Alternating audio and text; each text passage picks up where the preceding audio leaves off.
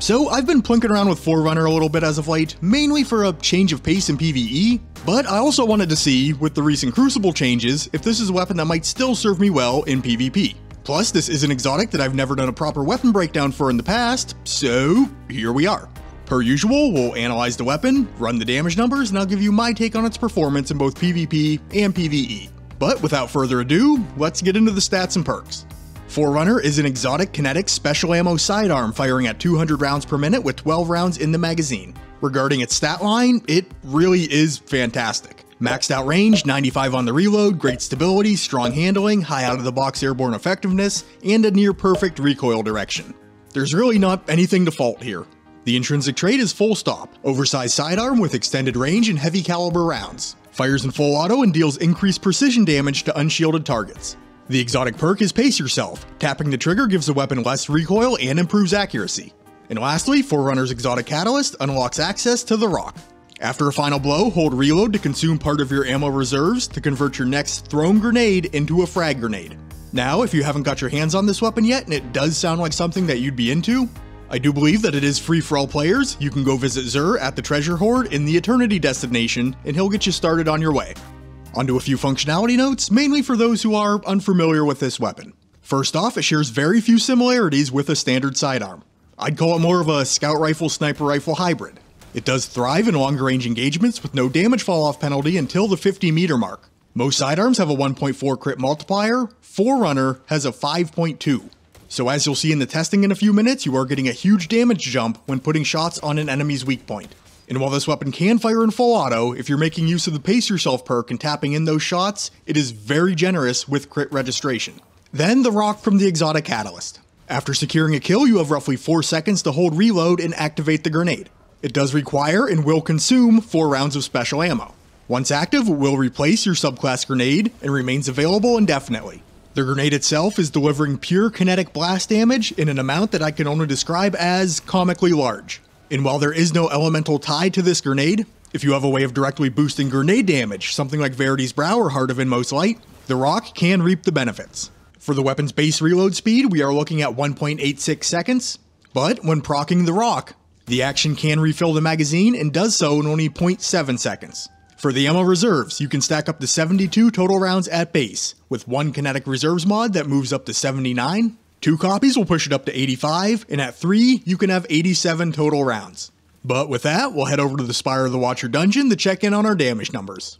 Starting out versus Akalos, where each crit is scoring 14,654.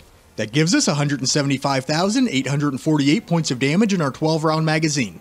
You're able to fire off the full mag in as little as 3.31 seconds. So the maximum single mag damage per second comes in at 53,126. And that's actually a bit higher than I would have bet on before doing the testing. For a basis of comparison, I wasn't really sure what to run it up against, but I went with Arbalest because it does feel like a good special weapon rival in that kinetic slot. Arbalest is critting Akalos for 40,465 points of damage, so max damage in its 6 round magazine is 242,790. I have the time to empty clocked in at 5.86 seconds, so single mag DPS, 41,432. So while Arbalest per shot damage and damage within a single mag are considerably higher, it does lose out in the DPS department by nearly 12,000 points. Moving down through the enemy tiers, we will see 40% more damage versus major targets, and those numbers do hold consistent when we drop down to minor tier enemies. So even though it might look like a primary and smell like a primary, it does use special ammo, so no exotic primary damage boost versus red bars. For the damage from the rock, it is going to be consistent across all enemy tiers. If you directly contact an enemy with the grenade, you'll deal about 2,500 points of impact damage, and if that grenade settles within about 4 meters, you can deal a maximum of 88,283 points of damage from the blast. So like I said in the functionality section, it's a chunk. For Forerunner's performance in PvE, it's a good, sturdy, responsive, workhorse style weapon that can put out some respectable damage, especially with how generously it tends to award crits. Then Piercing Sidearm being available in the artifact kind of intrigued me. Pairing that with Forerunner sounded like a nice switch up from just using Wish Ender for all of my anti-barrier needs. And for the most part, it was. It generally only took a couple shots to break a barrier champion's shield, and once they were stunned, it felt pretty efficient in putting them down. And then with Solar being heavily favored in the artifact this season, I've found myself on Dawnblade a lot. And depending on the situation, I might be opting for the healing grenade. It's kinda nice being able to use the rock as an offensive grenade alongside of that. Plus, due to the good ammo reserves, this is a high uptime special weapon that you can lean on more often than not throughout activities. But there are situations where Forerunner's identity crisis kind of holds it back a little bit. I view it in a similar vein to trace rifles, a gun that kinda rides that line between special weapon and primary weapon.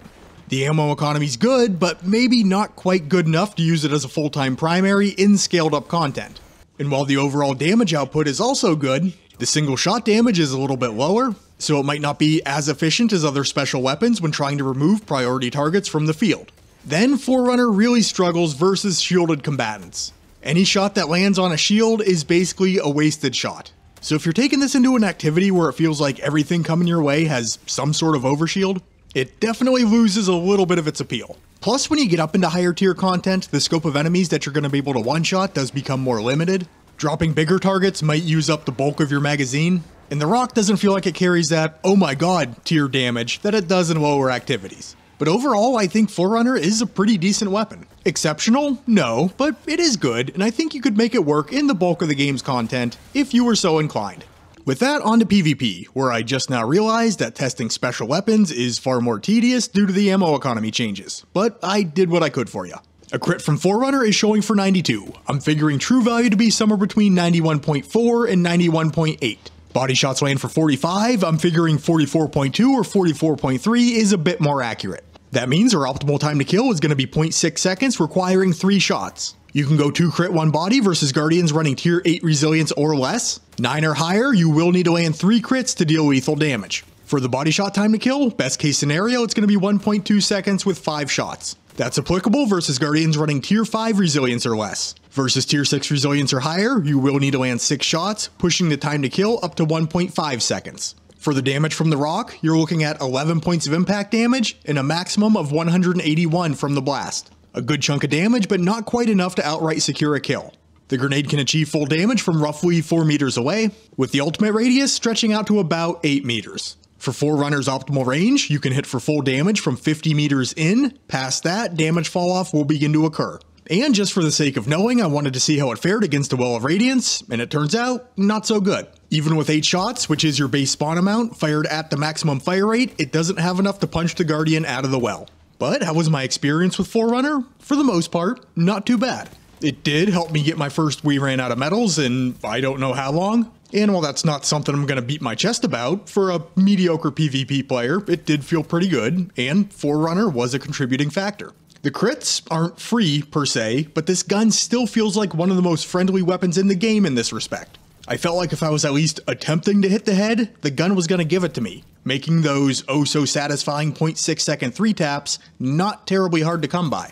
And with a time to kill like that, it doesn't give opposing players much time to react once that first shot lands. And in situations where you do get the drop on an unsuspecting target, it's basically an open door invitation to just take the kill. Then the hipfire, while I didn't put it to use very often, it is spot on accurate. Pair that with the full auto trigger and the gun can be quite handy in dealing with a rushing opponent that may have come to your attention a shade late.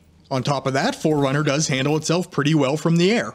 Not personally my favorite place to be in the Crucible, but thanks to the strong airborne effectiveness stat, if I popped up for a quick shot or two, as long as I was on target, I had faith that the gun was going to come through for me. And it really is a good team shot weapon. Being a less adept player who doesn't tend to thrive when playing aggressive and getting in tight, I try to follow the lead of my friendlies. With the high damage per shot, just landing a bullet or two can take some of the load off the shoulders of your more frontline teammates, or it could result in easy cleanup if you target an enemy Guardian that's already been wounded. So if you are someone who likes to play a step or two removed from the main action, Forerunner might be a good pick. But throughout my play sessions, I couldn't help but wonder, how much am I actually benefiting from this weapon? Obviously, with the reworked PvP Sandbox, special ammo is a bit more scarce, which was one of the things that drew me back to Forerunner in the first place. You do get 8 rounds on transmat, so maybe a little more room for missed shots, maybe a little more uptime for the gun. And while both things are true, you still only have enough special ammo to outright secure 2 kills.